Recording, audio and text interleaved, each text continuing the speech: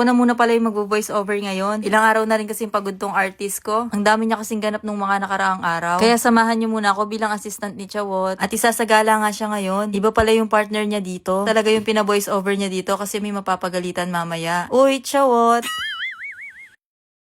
Maaga pa lang pala, pumunta na kami sa designer ni Prince. Kinuha kasi siyang escort kasi magsasagala siya mamaya. Na kapag may mga ganitong event pala si Chawot, dito na kami dumediretso. Napapagwapo kasi nila si Chawot kahit hindi siya kagwapuhan. Chawot, baka bawasan niya yung sweldo ko. Pagkatapos nga makuha yung damit, pumunta na kami sa mag-aayos sa kanya. Dati pala ako yung makeup artist ni Chawot. Pero ngayon nag-resign na ako. Medyo nakakaluwag-luwag na kasi ako, kaya nakakabayad na ako ng pang-makeup niya. Chawot! Di kasi may nagsabi kasi sa akin dati na mali-mali daw yung mga pinagagawa ko makeup kay Chawot. Kaya ayun, tinigilan ko na. Kaya pinapaayos ko na lang siya. Pero worth it naman kasi napapagwapo nila yung kapatid ko.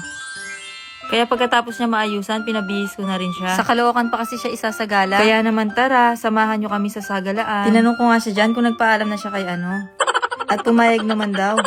At ito na nga, nandito na kami sa Victory Plaza, Caloocan. Ang galing nga dito sa Victory Mall kasi may sarili na silang church. Dito sa New Chapel sa 5th floor, or Our Lady of Peace and Good Voyage Chapel. Ang ganda nga sa loob ng simbahan. Kaya bago kami magsagala, nagsimba muna kami dito sa Victory Mall. Nasakto nga Sunday, nakapagsimba kami kahit may work kami. Kaya naman thank you Lord sa lahat ng blessings na natatanggap namin ngayon. Na yung mga dating pinapangarap lang namin, ngayon nararanasan na namin. Kaya lagi ko sinasabihan si Chawot na lagi lang humble. Kasi lahat ng meron kami ngayon ay galing lamang sa kanya. Kaya naman inayusan ko na si Chawot kasi magsasagala na sila.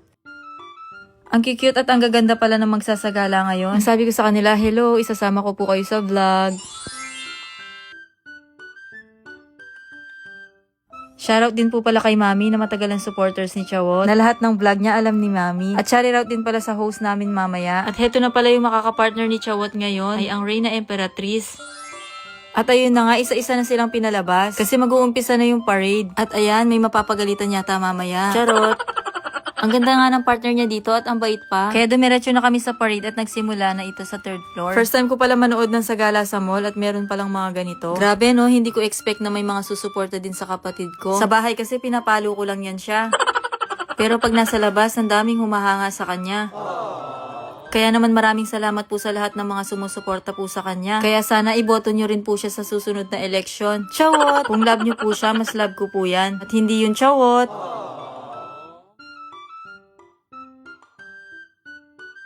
Nagkaroon din pala siya ng meet and greet dito. Nakaka-proud lang bilang ate, ang daming nagpapapicture sa kanya. Deserve naman niya kasi sobrang hardworking na tao ni Chawot. At mabait pa. Pero kahit mabait yan, nagagalit pa din yan siya. Kaya nag-aaway din kami.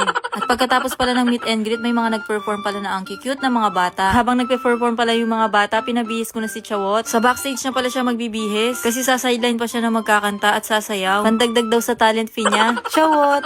Kaya kapag ka umulan sa inyo, sisihin niyo siya kasi nagkakanta na siya. Ayan na po, bigla nang umulan dito sa bahay. Parang gusto ka nilang pasayawin eh. Gusto niyo ba sumayaw si Charot?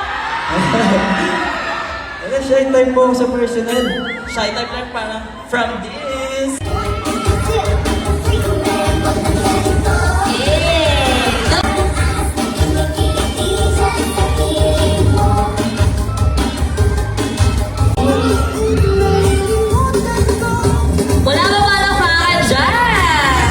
Okay, tapos ay nabitin yung mga queens. Kaya naman, ayun lang. Bye-bye!